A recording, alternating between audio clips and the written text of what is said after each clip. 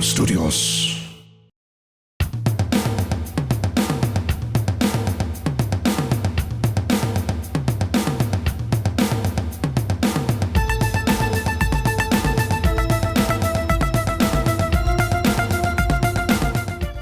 Welcome back to Laughing in the Dark, the podcast where I hang out in haunted places with comedians.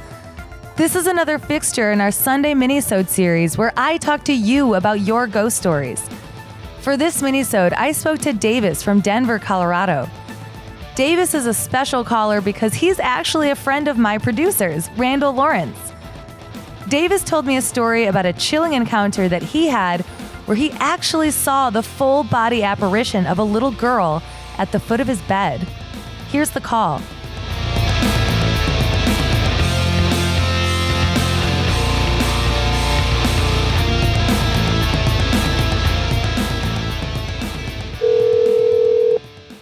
Hello, this is Davis. Hi, Davis. This is Sarah calling from Laughing in the Dark. Hey, Sarah, how are you? I'm good, thanks. How are you? Good. I'm doing well, thanks. All right. So where are you calling from? I'm actually in my apartment right now. Are you in Portland, Oregon, or? Oh, I'm actually out in Colorado. Oh, okay. Yeah, I saw a 307 area code. I wasn't sure where that was. Yeah, and that's actually Wyoming. I moved to Colorado a couple of years ago now. Oh, okay. So where in Colorado are you?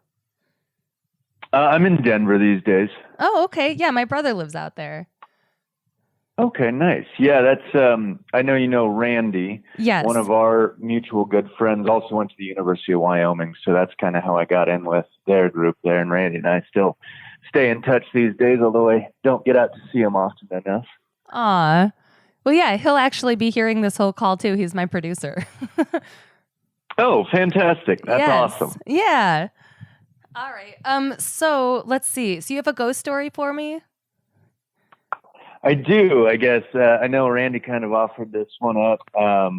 Hopefully it's kind of up the alley of what you guys are looking for. But yeah, do you want me to just jump right into the story? Absolutely, yeah.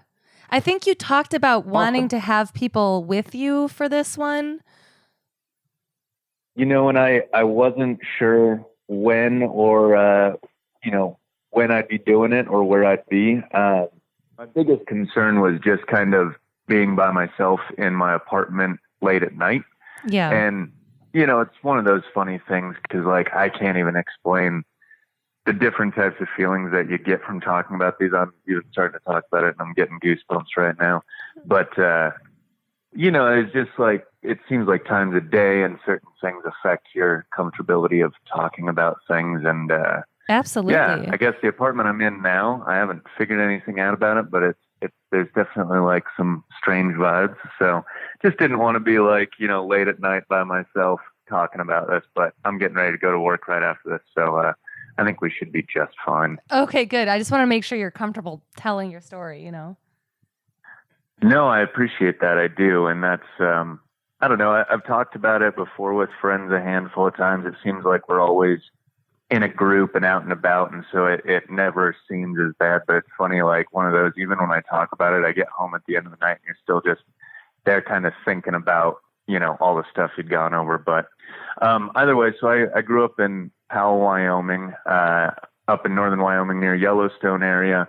And during my high school years, I was probably 15, somewhere like that. I actually would spend my summers living with my grandma. She's my favorite person in the whole world, especially growing up. We were like best friends. So she actually just set up a room in her basement for me. And in the summer times, I just stay over there. And I played golf in high school. So I remember it was the night before a tournament and I was trying to get a good night's sleep. And it happened to be one of those when my grandma was out of town. And this was early on me staying with her. And so I hadn't really gotten used to the house or anything, but never really just had great vibes in it. But I was always comfortable because I had my grandma around. And this night in particular, she had to be out of town. And so at first I was just trying to get to bed, get a good night's sleep. And I was in my room down in the basement and just couldn't get comfortable, couldn't fall asleep. And so there was a lot of nights where I just crashed on the couch, had the TV there. So I moved up to the main level out of the basement and was watching TV, trying to fall asleep, same thing. And just nothing would quite get me comfortable enough to close my eyes, and still can't really say what the feeling was necessarily. It was just being uncomfortable, I guess is the best way to describe it. And after a couple of hours of not being able to fall asleep, finally decided the one place that I would be comfortable enough to actually try to get some shut eye was up in my grandmother's room. You know, I figured all this feelings of being uncomfortable, and the one reason why I'd been over there is because she was my favorite person. I was most comfortable around her, and so I figured even just getting up in her space surrounded by her things might help that feeling a little bit. And went up, got into bed, and had the TV on. I often fall asleep with the TV on. It's never an issue for me. And just same thing, couldn't fall asleep. And so finally I turned the TV off. And you know that feeling when you're kind of like in and out of sleep and you can't quite tell which one is the reality? Like if you're dreaming or not? Yeah. Yeah. So like I was kind of in that state where I had the TV off and it just seemed like hours went by where I was just staring at the blank wall in front of me. No TV on, no sound, nothing. But it would feel like I'd fall asleep and kind of wake up. And really like kind of an odd bit of time where it didn't feel like reality, but it felt like I was staring into the same blank room that I had been while I was trying to fall asleep. And, out of nowhere, there was, I still vividly remember it, like a little girl, and she was in like the kind of 1920s. I can't remember what the type of dress was, but it had like kind of like the white frills and the blue midsection and blue on the shoulders and kind of white frills in between everywhere. And she just like a 6-8-year-old little girl at the foot of the bed and just screaming. Oh, just screaming. You can hear her screaming? And yeah, and it was one of those weird things where I say like I felt like I was in a dream state, and I still like I tell everybody when I tell this story, I get such strong feelings about it, which tells me that it was something supernatural, that it was something that was not of our reality necessarily. And like, but I still can't remember like waking up. Mm-hmm. I literally like, I remember seeing the girl at the foot of the bed, just screaming. And next thing I knew, I was running out the door. I was shirtless, barefoot, in my pajama pants, and I was just sprinting down the street. I literally ran 2 blocks away to one of my best friend's house, and I stayed the rest of the night there. Oh my God. Like, yeah, it wasn't a very long experience. It wasn't anything, like I said, it felt like I was falling in and out of sleep, and then all of a sudden she was at the foot of the bed, and I don't remember waking up. I just remember running down the hallway and down the stairs and out the door. Yeah. So do you remember, it sounds like you remember what she looked like because you remember what she was wearing and all of that. Did her face look scary, or did she just look like a little girl? No, she just looked like a little girl. She was blonde and just screaming. She didn't seem anything out of the ordinary as far as her physical appearance. Yeah. Just screaming at the foot of the bed. Huh. Because it makes me wonder, like, I mean, and did it feel like she was sinister, or did it feel like something sinister was happening to her? Felt more like something sinister was happening to her. Yeah. Yeah, no part of like her presence really felt like she was there for me. It felt more like she was almost like a warning type of deal. Like she was trying to tell me that something terrible had happened to her. Huh. And so this was at your grandma's house, right? It is. Yep. How long has your grandma lived there? At that point, maybe a year or two, something like that. So did you ever ask her about the history of the house or anything? I didn't. And that was something, I don't know if when it happened, I was like just too frightened to talk about it, or sometimes when you're young, you're worried people kind of think you're crazy. I don't even know if I really told this story for 4 or 5 years after it happened. Wow. I mean, I was in college by the time I actually like talked about the experience.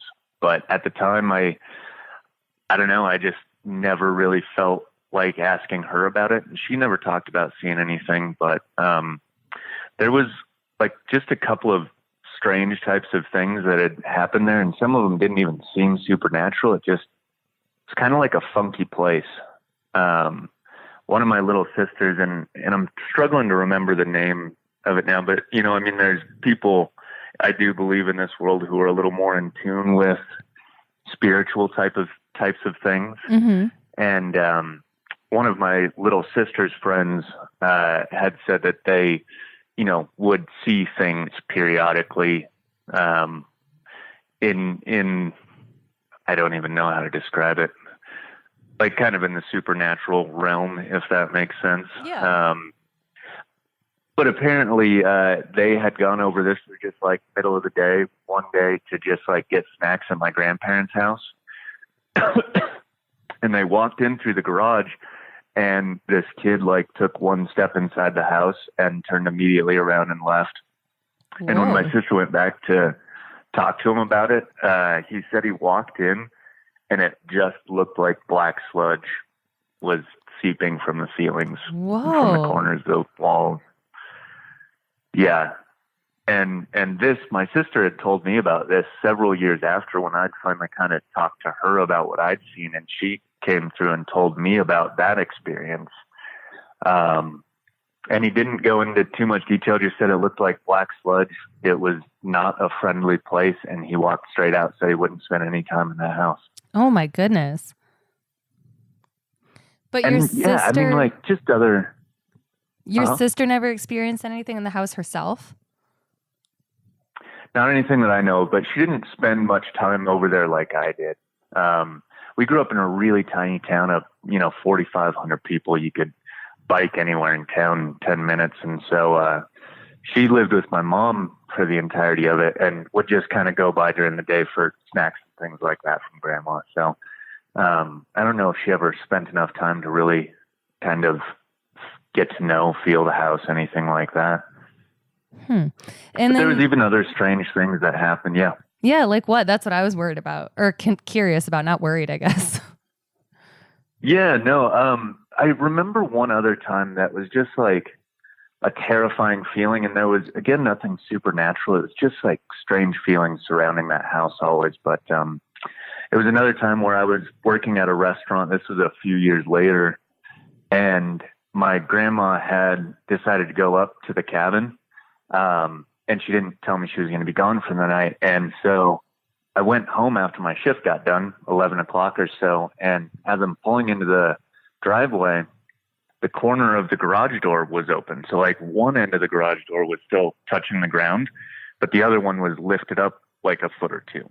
And it looked like somebody had gotten down on one end and just like pulled up a corner of the garage door. Right. And so my immediate thought was like somebody had broken in, and I called one of my other friend's parents who was just down the road, and they came over and sitting outside the garage door, and we both crawled underneath, and he was like, all right, let's just make sure everything's all right. Like, you go check your grandma's room, see if she's here or not, and I'll go check the rest of the house. And going up the hallway, so like there was a little staircase that went up, and then a hallway that went back to her room. And don't ask me why, but the light switch for that hallway was at the far end. So it stayed dark the entire time you're walking down the hallway. Perfect. And, right, exactly. So already not feeling super comfortable, and I'm calling out my grandma's name and walking down the hallway. And as I turned the corner before I could get to the light, I guess my grandma had like packed some clothes and she left a dress out on the floor. And it literally just looked like a body in the dark right when I turned the corner, and just like that terrified feeling. And then obviously turn on the lights and like nothing's there and everything is okay. But just got this like terrified feeling a few different times while in her apartment.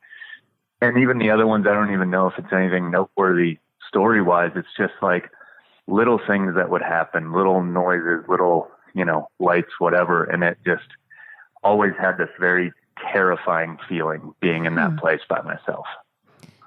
Yeah, they're those things that like you can logically explain them away, but you can't get past that intuitive, like, this is bad. Something bad is here.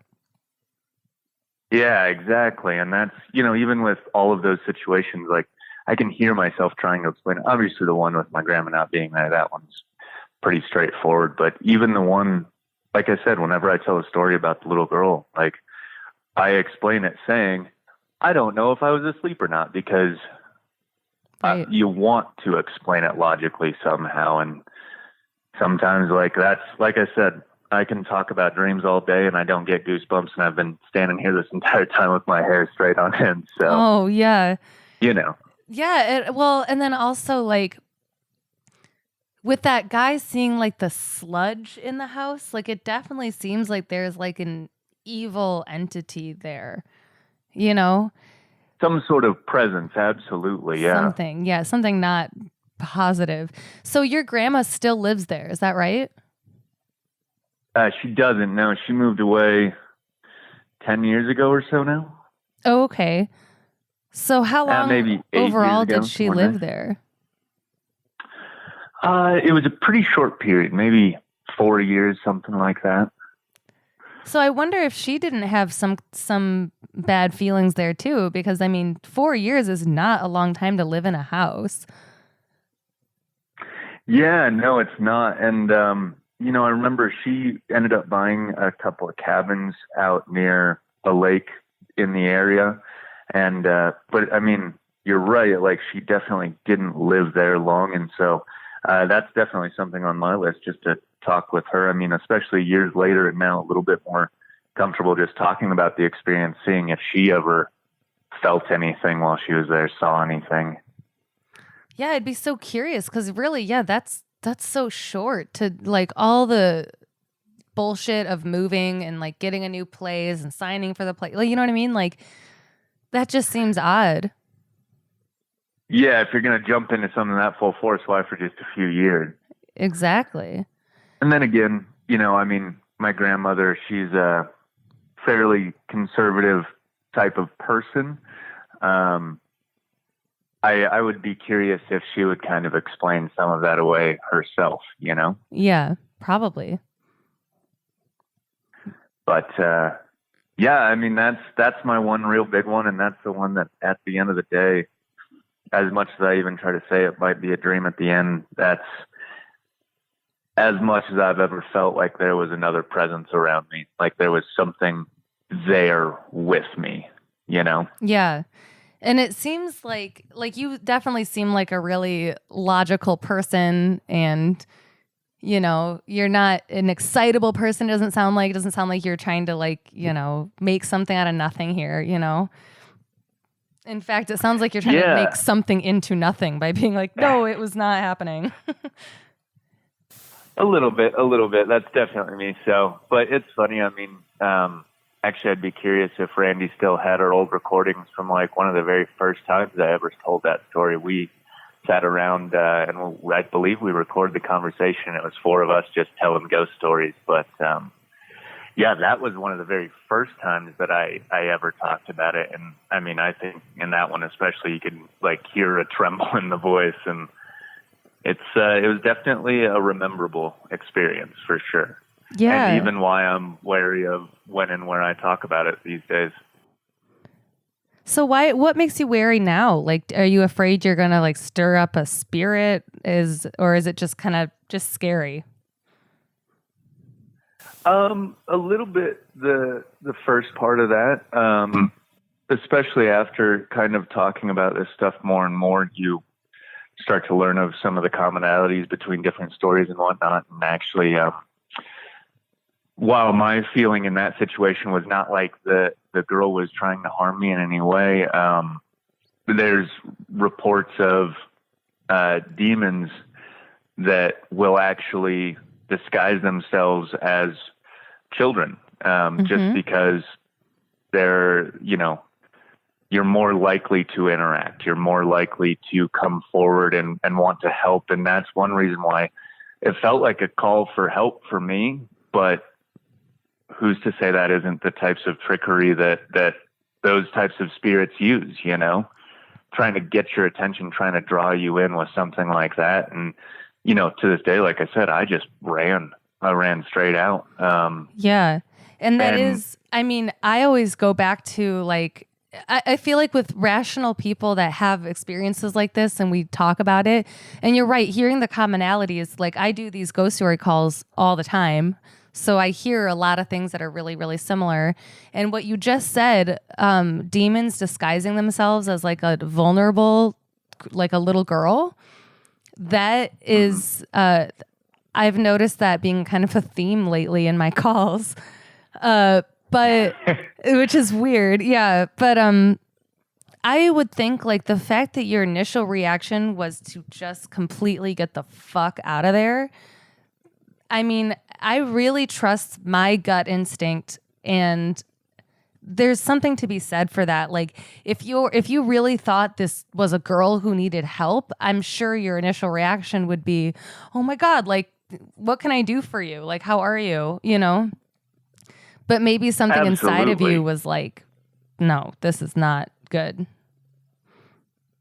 Yeah. And even with talking about it these days, it's just one of the other things with all of that research and everything, even though, my own instinct probably helped me in that scenario, just that fear, like we don't know how those things travel, what they attach to, what draws them about. And there are beliefs in some cultures that talking about those things can bring it to you.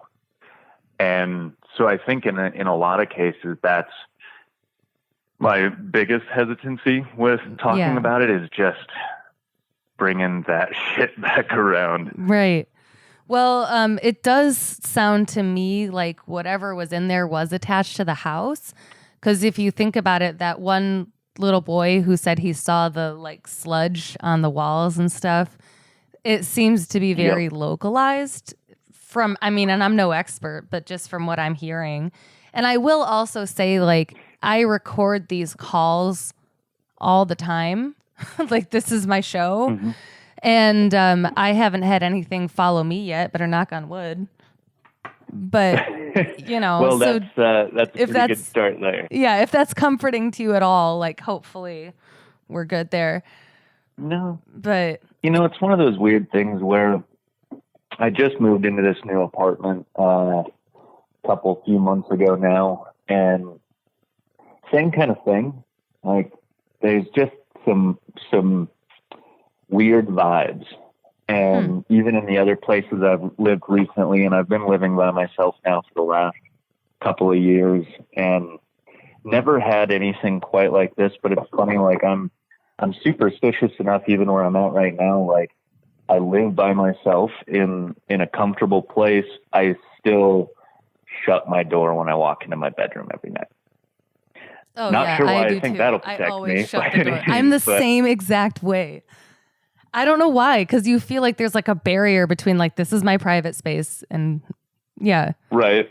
Like spirits can follow that, rule like, for some reason. They're like, oh, sorry, I'll give you your privacy. I didn't know.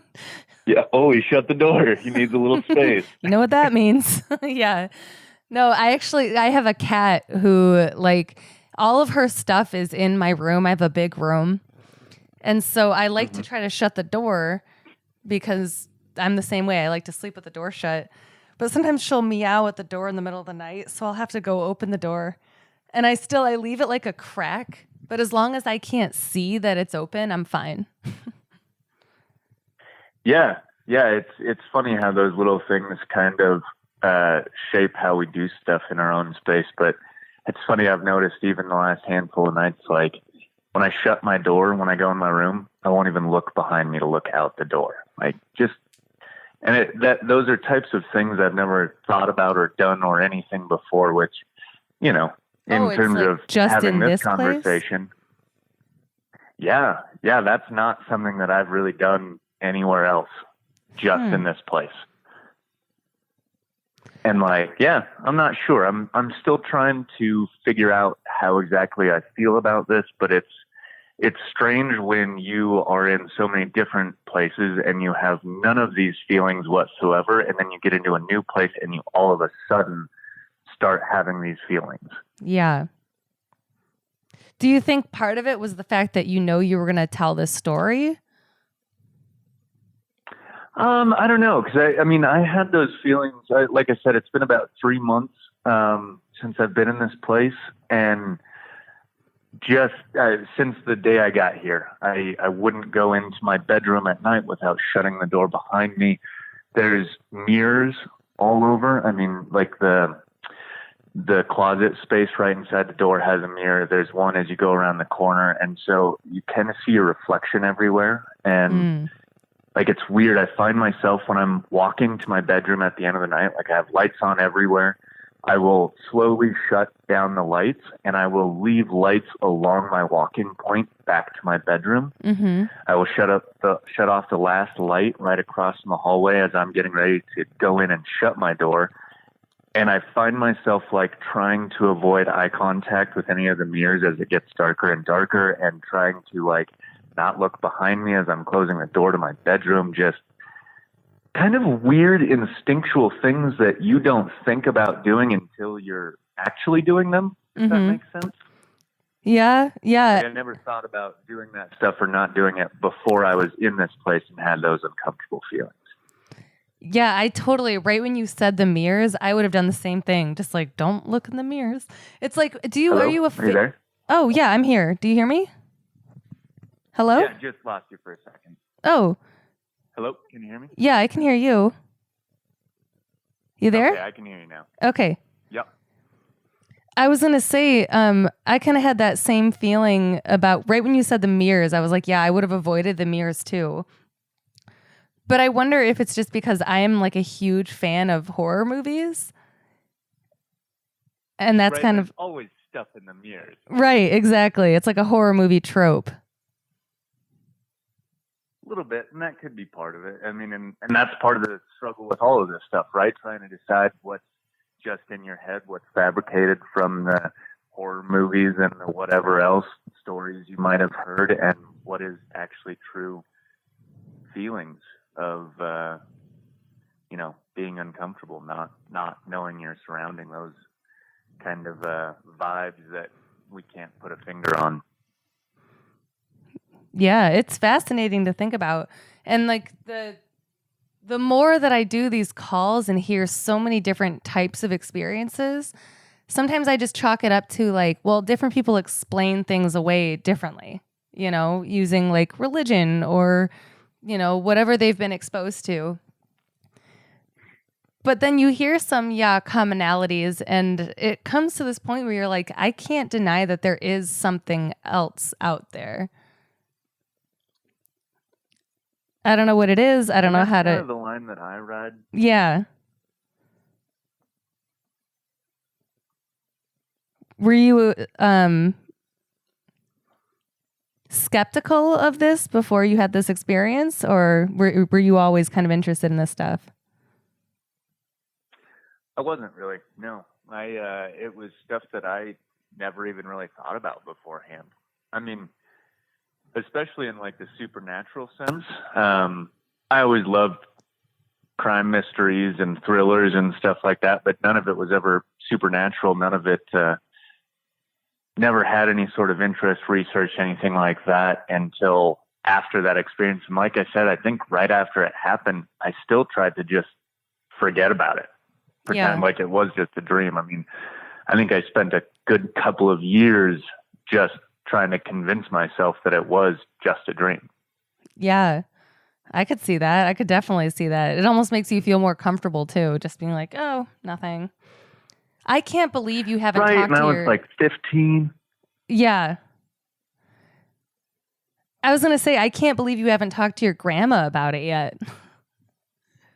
I know. Well, and that's one of those things. I mean, I think grand total, this is maybe the 4th time I've told this story. And that was, I just turned 30 a few days ago. That was 15 years ago. Oh, happy birthday.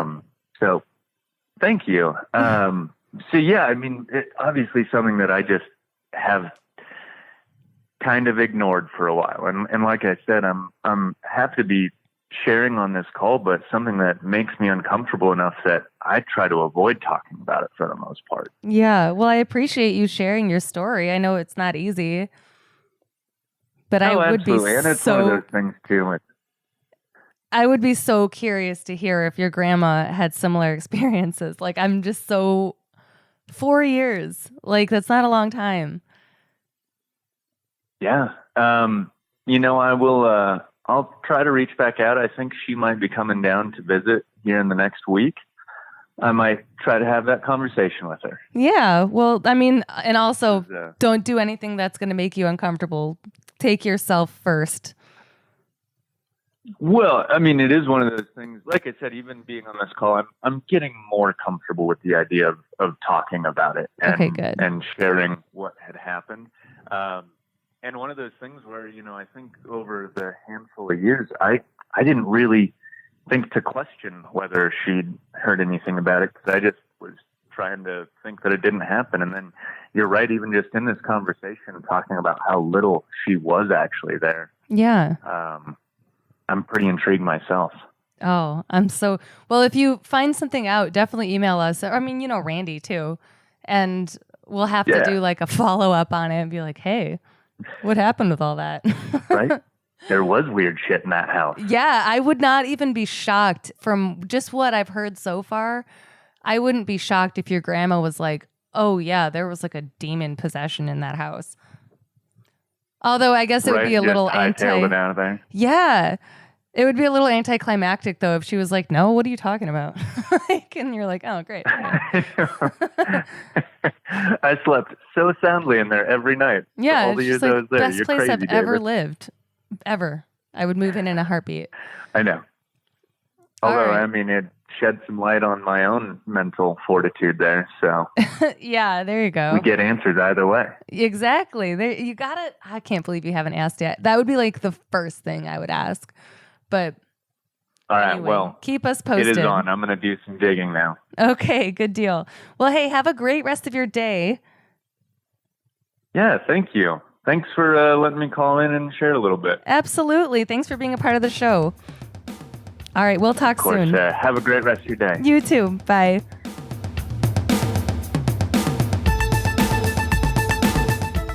Thanks for your call, Davis. Do you have a ghost story that you want to tell on Laughing in the Dark? Email us at litdarkpodcast@gmail.com or write to us in our Contact Us form on our website, litdarkpodcast.com. We may want to feature you on the show. Thanks so much for listening.